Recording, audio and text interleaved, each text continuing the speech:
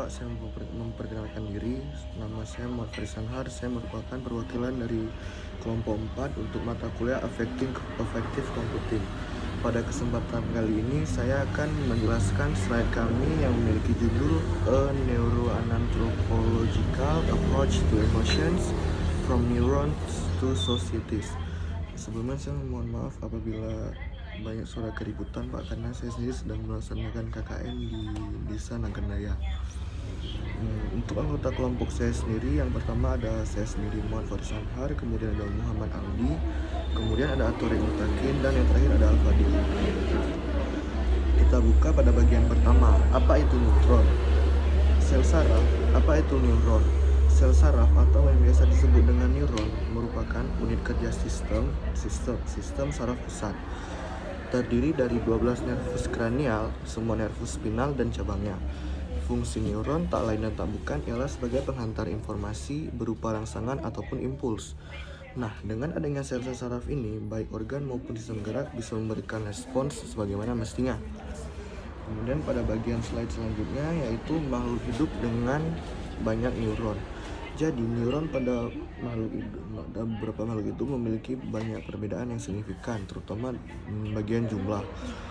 Untuk hewan seperti ubur-ubur memiliki sekitar 800 neuron, untuk siput laut memiliki sekitar 18.000 neuron, dan untuk ulat buah memiliki 100.000 neuron. Kemudian untuk tikus memiliki 200 juta neuron, dan manusia memiliki 86 juta neuron. Kemudian ada makhluk hidup yang memiliki neuron seperti spons laut, daun hijau, dan cacing tanah. Nah, kemudian kenapa tikus memiliki neuron yang paling banyak? Ini karena tikus mampu mengantarkan informasi dengan cepat dan mampu berpikir. Makanya kenapa sering sekali tikus digunakan sebagai bahan makhluk percobaan baik di lab ataupun di beberapa tempat. Ini karena tikus memiliki banyak akal dan cara untuk melawan rangsangan yang ada terhadap dirinya. Kemudian kita masuk ke bagian makna evolutif otak. Arsitektur otak sebagai fungsi utama dalam melakukan yang pertama ada gerakan, penggunaan bahasa, interaksi sosial, belajar meniru, strategi pendengaran, dan persepsi. Ini menyatakan bahwasanya otak ini sebagai fungsi utama dalam kita melakukan gerakan, penggunaan bahasa, dan lainnya. Tanpa otak kita tidak dapat melakukan gerakan-gerakan seperti bergerak, berbicara, berinteraksi, kemudian mengingat, dan kemudian persepsi. Jadi otak ini sebagai pondasi utama dan awal yang nantinya segala informasi yang datang ataupun yang diterima ataupun diperintahkan oleh otak akan diantarkan oleh sel neuron seperti yang saya jelaskan tadi. Kemudian untuk bagian slide prasangka seseorang dengan remote yang dibawanya akan dijelaskan oleh rekan saya. Pada rekan saya persilakan. Terima kasih. Baik, selanjutnya kita masuk ke pembahasan prasangka seseorang tergantung dari mood yang dibawanya. Di sini menyatakan bahwa mood sangat mempengaruhi prasangka seseorang. Mood sangat mempengaruhi perilaku, sikap, perbuatan dalam kehidupan sehari-harinya. Dapat dilihat pada ilustrasi tersebut, saat seseorang memiliki pikiran, saat seseorang memiliki beban pikiran, dia di sini diilustrasikan bahwa seseorang itu ingin minum gitu. Dia mau minum minuman keras. Saat dia melihat segelas air, dia memikirkan itu adalah minuman keras. Oh, aku pengen minum nih. Lalu setelah dia minum air tersebut, maka dia baru sadar bahwa itu adalah air putih. Loh, kok air putih nih? Jadi di situ menunjukkan bahwa mood dia tadi yang sedang tidak bagus, maka itu mempengaruhi prasangka dan apa yang dia lihat gitu. Selanjutnya kita masuk ke suasana hati memiliki golden rule, yaitu golden rule ini yaitu pola pikir kita dalam memperlakukan orang lain. Di sini terdapat dua bentuk. Yang pertama ada bentuk direktif dan bentuk peringatan. Pada bentuk direktif, seseorang harus memperlakukan orang lain sebagaimana dia ingin orang lain memperlakukan dirinya sendiri gitu. Di sini merupakan hal yang wajar gitu, karena saat kita berlaku baik kepada orang, kita memperlakukan orang lain sebaik mungkin gitu. Misal kita membantunya, kita selalu ada untuk dia, kita memprioritaskan dia gitu. Tapi kita juga menginginkan orang itu melakukan hal yang sama kepada kita gitu. Orang itu ada saat kita butuh dan lain sebagainya. Itu adalah bentuk direktif. Yang kedua yaitu bentuk peringatan. Di sini kita harus aware sama apa yang kita inginkan. Jadi seseorang seharusnya tidak memperlakukan orang lain dengan cara yang tidak diingin diperlakukan. Maksudnya kita jangan memperlakukan orang lain jika kita nggak mau orang lain memperlakukan hal itu ke kita gitu. Misal kita harus aware gitu apa yang kita inginkan. Jadi maksudnya oh aku nggak mau ditipu, berarti kita jangan nipu orang gitu. Aku nggak mau disia-siakan, berarti kita nggak boleh sia-siakan orang. Jadi maksudnya di sini kita harus tahu apa yang kita inginkan, kita harus tahu apa yang kita nggak inginkan gitu. Jadi kita harus sesuaikan itu, kita harus tahu oh kalau aku begini ke dia, apakah dia akan begitu ke kita gitu. Jadi itulah pola pikir yang sangat wajar disebut, dan di sini dikatakan dengan nama golden rule. Nah, untuk selanjutnya dijelaskan oleh teman saya.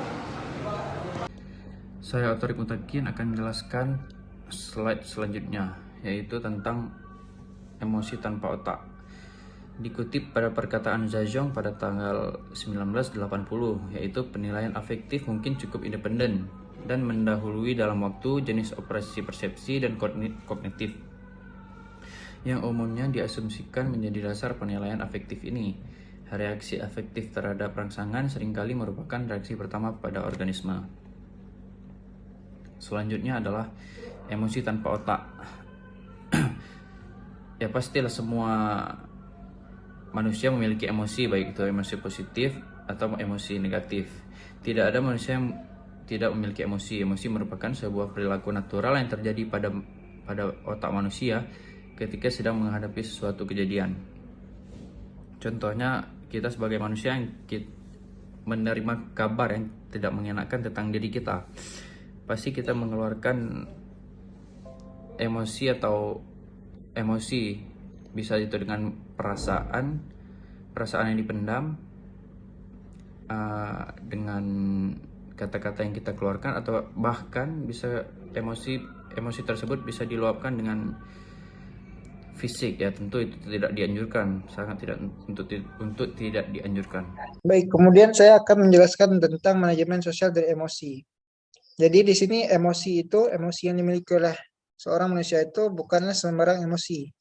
Emosi ini dimiliki oleh setiap manusia, dan emosi juga menjadi kode budaya sehingga mempengaruhi aktivitas yang kita lakukan. Sebagai contoh, pada saat seseorang itu senang, maka emosinya pasti akan senang dan menyebabkan si seseorang ini akan merasa happy atau bahagia.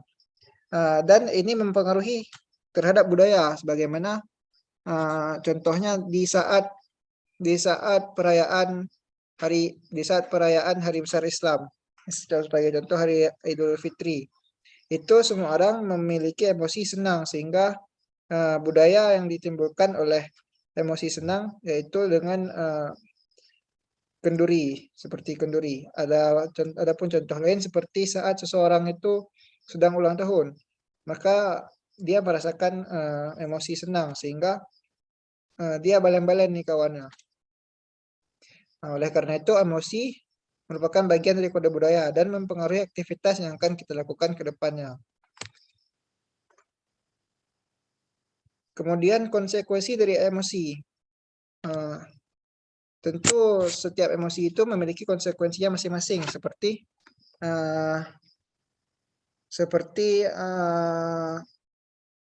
perspektif yang berlawanan. Jikalau seseorang itu ingin senang, maka seseorang itu harus melewati yang namanya kesusahan. Seperti kata pepatah, yaitu berlakit-lakit ke hulu, berdanang ke tepian, bersakit-sakit dahulu, bersenang-senang kemudian. Jadi di sini melibatkan emosi, yaitu untuk seseorang ingin merasakan happy atau bahagia, maka seseorang harus merelakan kesusahannya. Dan ini mempengaruhi dari konsekuensi emosi, yaitu memiliki perspektif yang berlawanan.